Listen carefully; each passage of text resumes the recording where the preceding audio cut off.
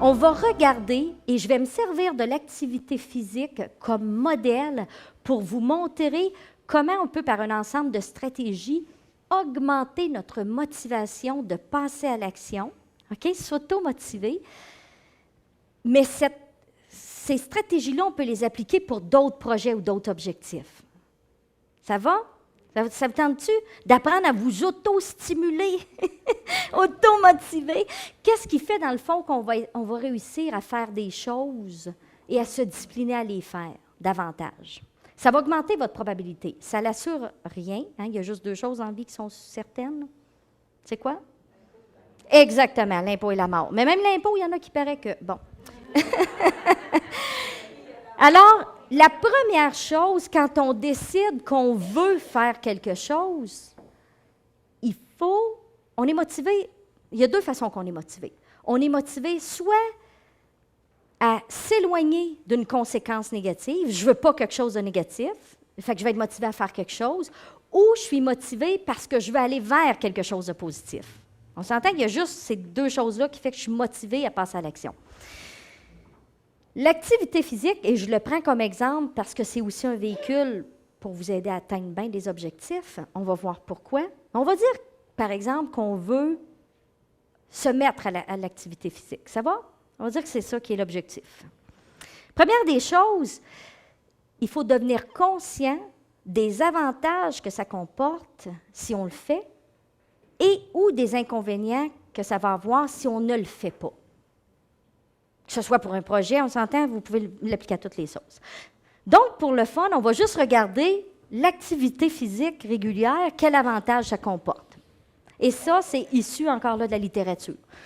Ça augmente le bon état de santé général, l'estime de soi, le sentiment de mieux-être. Quand tu reviens d'une session, là, l'estime est augmentée. On prétend que c'est parce que les gens ils ont comme le sentiment de maîtrise personnelle. Ça fait comme « wow, je suis fière de moi hein? ». C'est bien rare là, que tu reviens et tu dis « oh, je regrette assez, moi, là, d'avoir été au gym. Là.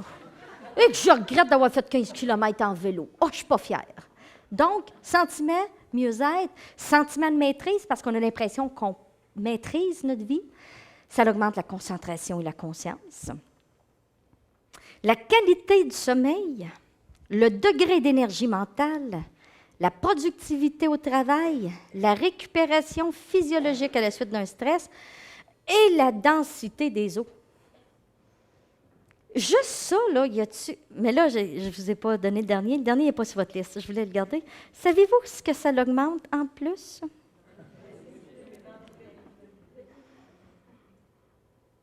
La libido et le plaisir sexuel. Je ne l'ai pas écrit. Vous devriez l'écrire si vous pensez l'oublier. Je vous ai dit qu'on parlerait de sexe, je vous l'avais dit, c'est dans les études. Ça, sérieusement, c'est ce que ça augmente. Je vais vous montrer une autre page de ce que ça diminue. OK?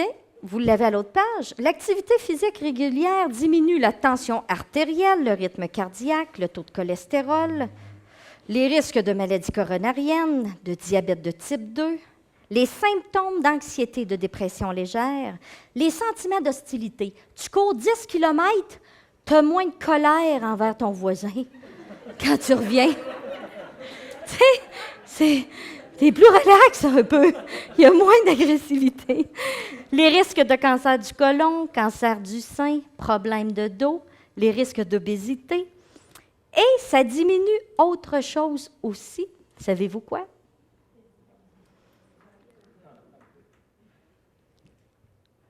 Les risques de dysfonctionnement érectile. Ça, c'est mon accent, là. OK. Alors, la première chose, on va émettre l'hypothèse que vous avez l'intention de passer à l'action. Ma première stratégie, vous choisissez 2 ou 3 avantages ou inconvénients qui vous parlent, là, qui vous stimulent, qui font « wow ». Il y en a que la densité des os, ça fait « tu sais, ça ne me touche pas bien, mais peut-être que l'estime de soi ou la concentration ou la qualité du sommeil. » Pourquoi? Parce qu'on fait des choix en fonction de nos émotions. Puis si ça ne me dit rien, je ne le ferai pas. Alors, il faut que ça fasse « oh wow, ça m'accroche ». Et là, vous surlignez en jaune là, ces choses-là. Là, c'est sûr que s'il y en a qui ont certains, je peux comprendre, ça peut être gênant de le souligner en jaune puis de l'afficher dans le bureau, là, dépendant de ce qu'on va choisir, là. Hein? Ça, je peux comprendre ça. Mais gardez-les quelque part. Puis probablement que certains avantages ou bénéfices, vous n'avez même pas à l'écrire. Mais sérieusement, c'est la première chose. Savez-vous pourquoi? Parce que l'être humain a tendance à oublier. Puis là, le soir, tu t'assois devant la télé. Puis là, tu t'étais dit là, que, mettons, c'est le soir à 6 heures ou 7 heures que tu vas faire ton exercice. Ah, tiens, une petite vidéo à télé, pas pire ça. Oh, fait pas trop chaud. Oh, il me semble que les nouvelles ont l'air intéressantes à soir. Fait que ça prend le bord vite. On oublie pourquoi on veut faire les choses. Alors, ça, OK, on me suit? On écrit pour n'importe quelle action ou projet qu'on veut faire, pourquoi je veux le faire, pourquoi c'est important pour moi. Si ça ne l'est pas pantoute, vous n'avez aucune raison, vous ne passerez pas à l'action. Ensuite de ça, là, on n'a pas besoin d'avoir 25 raisons. On peut en avoir une, deux ou trois, mais qui nous parlent, qui sont émotivement fortes.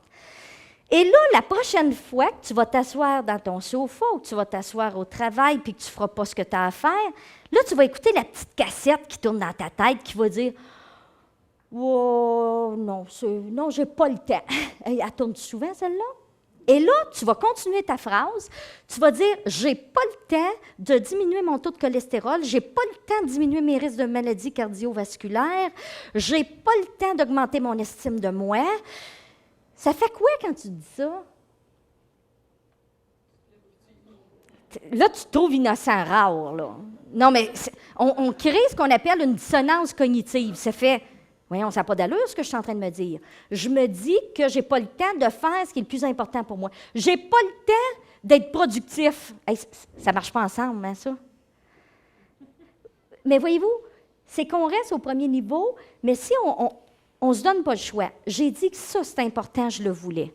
Alors, quand je viens pour utiliser mes chers mécanismes de défense, qui me sont si chers, là, je les écoute, puis je dis, wow, t'as peu, là. Je suis en train de me dire que ça, c'est plus important que ça. Alors, je crée un malaise. Voyez-vous que déjà là, on va augmenter notre productivité. On va augmenter, c'est-à-dire notre possibilité de passer à l'action.